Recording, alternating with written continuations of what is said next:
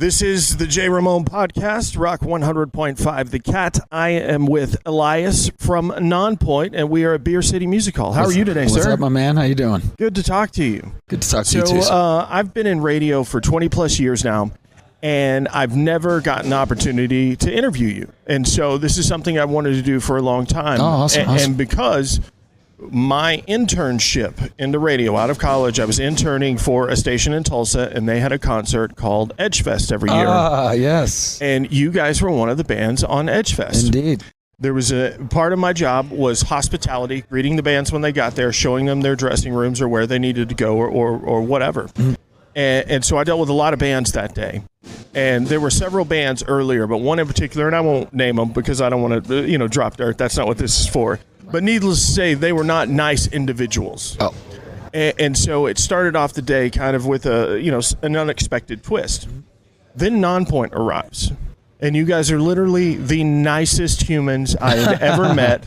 You were just excited to be there. Thank you. And I know you don't remember it, but we sat there and threw Frisbees at this horse race track for a good 30, 45 minutes while you guys were just waiting for your turn to go sound check. That sounds about right. And one of the most hospitable groups of individuals I'd ever met. So thank you for making my day much better that day, 20 years ago or whatever it was. Yeah, shit ain't changed for sure. I mean, things haven't changed. Sorry about that.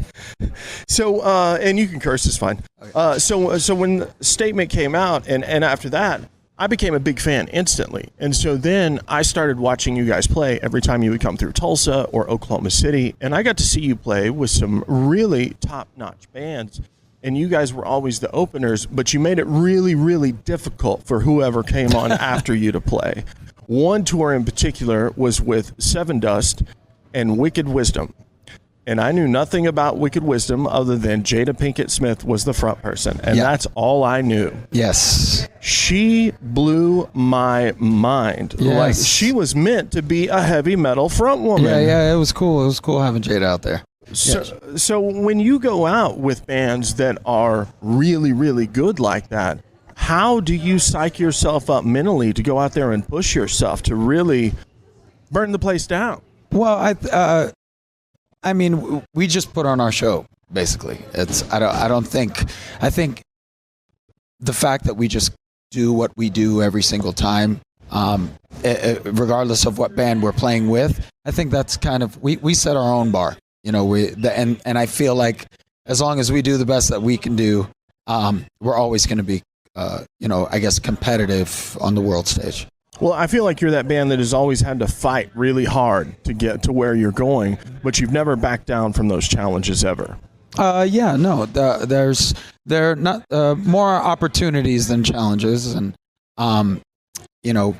for us, it's really about our performance and really wanting to put on a memorable show. You just released Underdog, the single. Mm-hmm. You've got more new music coming this year. Yes. How do you challenge yourself creatively now that you're this many records in to still put out a Nonpoint record that the fans are going to love, but do something different that kind of sparks that creativity in your mind? The creative mind is always turning. I would think, especially for most artists. The need and that itch to want to write is always there. It's the pace that we can get it out, the budget to get it out there, those things all have to line up. So, it being part of the music business, the creative flow, and the business schedule doesn't always align. So that's really the biggest challenge, I think, to being an artist is lining those two things up. So, you can get, the most awareness on the track and the most reach. So when you guys were starting out in the beginning, every band was trying to go after that record deal because that was just the way it was done and the steps that you had to go. For new bands out there, I don't feel like a lot of them necessarily think that way anymore. No. So what do you think is the new business model and the new business path?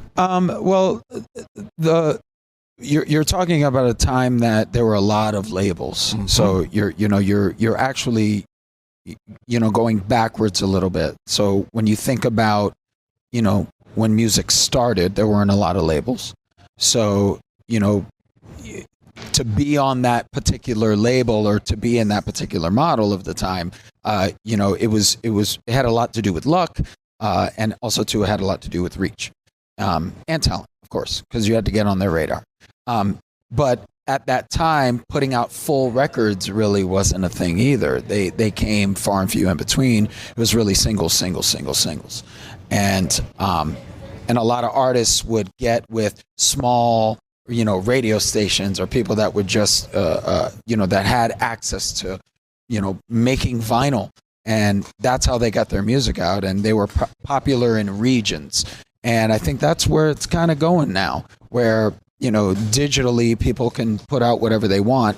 And then they can, farm a fan base out of millions of people because, social media allows that. So, then the independent model is now the majority. Absolutely. Instead of so much the minority. And, independent artists these days are seeing, conversions and commerce and livelihood, staying independent. So I feel like that's where the winds are starting to shift. I feel like the listener is also a lot more independently minded than they were before. I feel like they think for themselves a little bit more these days and are willing to branch out and go discover a band on their own. Absolutely. More so than being force-fed it from somewhere. Right. But the algorithm helps with that too. Absolutely. So, there's a different method. And that's one of the reasons that labels and their models are seeing difficulty is because and having to shift their model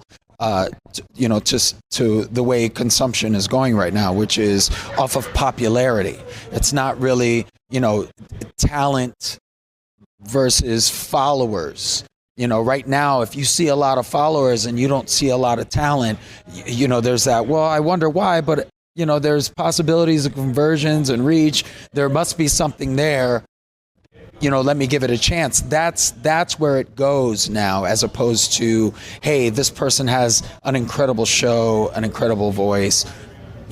I feel like that's where we should develop. There's really no development. They're looking for someone that's developing themselves, can develop themselves. Can you hustle for yourself? Yeah. And then by that time, that's where the model breaks, though. It's like, if you're hustling for yourself and you're already seeing success, what do you need a label for? So I've got a question for you about the old days. The first two records were on MCA. Yeah. The third one was on Lava. So why did you guys leave one major and go to the next MCA one? Kind folded. of okay. Yeah. They by folded. No fault of ours. They folded into Geffen. Correct. And so we were free agents, and Lava snatched us up right away. Because I know that at that time, Jason Flom was a part of Lava. Correct. And he was... And Andy Karp. And Jason was a guy who was looking at you guys early on. Correct. It's a weird, 7 degrees of Kevin Bacon situation with Jason Flom in Florida and Oklahoma. So also around, the time he signed Red Jumpsuit Apparatus, there was a band from here called Violence to Vegas, and they were previously called Failsafe, and they actually toured with you a little bit. Cool. But Jason Flom was at Virgin at the time and looking to sign them, and they were doing all these showcases and all that. Ended up signing the Florida band Red Jumpsuit Apparatus instead. The rest is history. Those boys are still out too. Still touring. Yeah. So what advice would you give to a new band that is just starting out to make it financially as well as successfully in their own minds? Right now, because some of the labels are shutting their doors, and and big recording studios as well, and reducing their staff. A lot of that staff is still, they have decades in the music industry, and they're starting to build their own teams. If you do have access to one of those teams, I would say talk to them. That's how we do our business. We built our own independent label, and then we boutique teams to add to our model to help us scale. So once we hit a ceiling, we think about how do we grow. And I feel like you go until you feel like you hit a ceiling, or you feel like you haven't gotten the reach that is still in you. And then you talk to people, and then you invest in that, because that's really what labels are so wonderful at doing is investing in an artist that they believe in. So if you invest in yourself as an artist and you believe in yourself, you're going to see those kind of dividends at the same. Well, Elias, I want to thank you for taking the time. Appreciate it. Yeah. Have a great show tonight, Beer City Music Hall. Thank you. Looking forward to it, man. I appreciate it, bro. Thank you. Yeah, no doubt.